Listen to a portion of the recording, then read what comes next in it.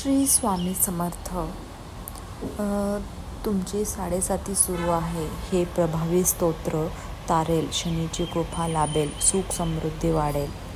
चला तर व्हिडिओला सुरुवात करूया. त्याआधी तुम्ही चॅनलवर नवीन असाल तर सबस्क्राईब करायला विसरू नका.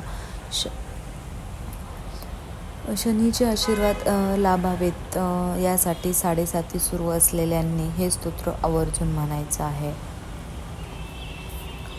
ज्योतिषशास्त्रात शनी हा 9 ग्रहांचा न्यायाधीश मानला जातो. शनी हा कर्मकारक ग्रह मानला जातो. शनीची 7:30 प्रभावी मानली जाते.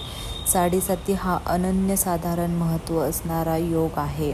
7:30चा विचार हा जन्मकुंडलीतील चंद्र आणि गोचरी शनी यांच्याशी निगडित आहे. आतल्या घडीला मकर, कुंभ आणि मीन राशीची 7:30 सुरू आहे. 7:30 काळात शनीचा प्रतिकूल प्रभाव कमी व्हावा यासाठी अनेक उपाय तोडगे सांगितले जातात. त्यापैकी शनीचे एक स्तोत्र प्रभावी मानले जाते.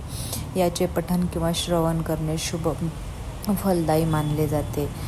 7:30 हा अनन्यसाधारण महत्त्व देणारा योग आहे.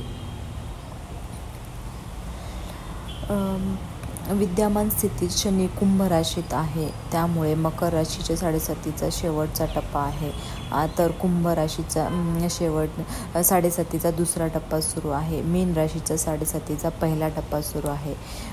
पुढील वर्षी 2025मध्ये शनी मीन राशीत प्रवेश करणार आहे. त्यानंतर मकर राशीत 7:30 संपेल तर मेष राशीची 7:30 सुरू होईल. करावे तसे भरावे या युक्तीनुसार शनी आपल्या कर्माचे फळ देत असतात. असे सांगितले जाते की शनी हा कर्मप्रधान ग्रह मानला गेला असल्यामुळे या कालावधीत आपले कर्म चांगले ठेवण्याचा सल्ला दिला जातो.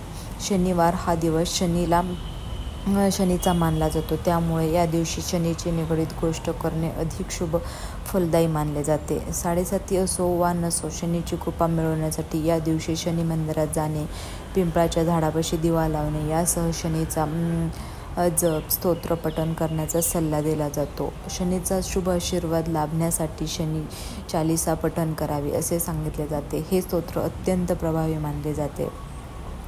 ज्यांची 7:30 सुरू आहे त्यांनी तर शनी चालीसा वर्जून पठण किंवा श्रवण करावे. असे केल्याने शनी दोष, शनीचा प्रतिकूल प्रभाव कमी होण्यास मदत होते. तसेच कुंडलीतील शनी सकारात्मक परिणामकारक होऊ शकतो असे सांगितले जाते. शनी चालीसा म्हणजे शनी दोहा आणि शनी चौपाई मी हे तुम्हाला डिस्क्रिप्शन बॉक्समध्ये देत आहे, ते तुम्ही नक्की बघा. आणि शनी चालीसा आणि शनी चौपाई हे तुम्ही रोजच्या रोज नियमितपणे त्याचं पठण करा. हे पठण केल्याने तुमचे 7:30चा जो प्रभाव आहे तो चांगल्यापैकी कमी होईल. तर अशा प्रकारे हे 7:30साठी काही उपाय आहेत, ते तुम्ही अवश्य करा.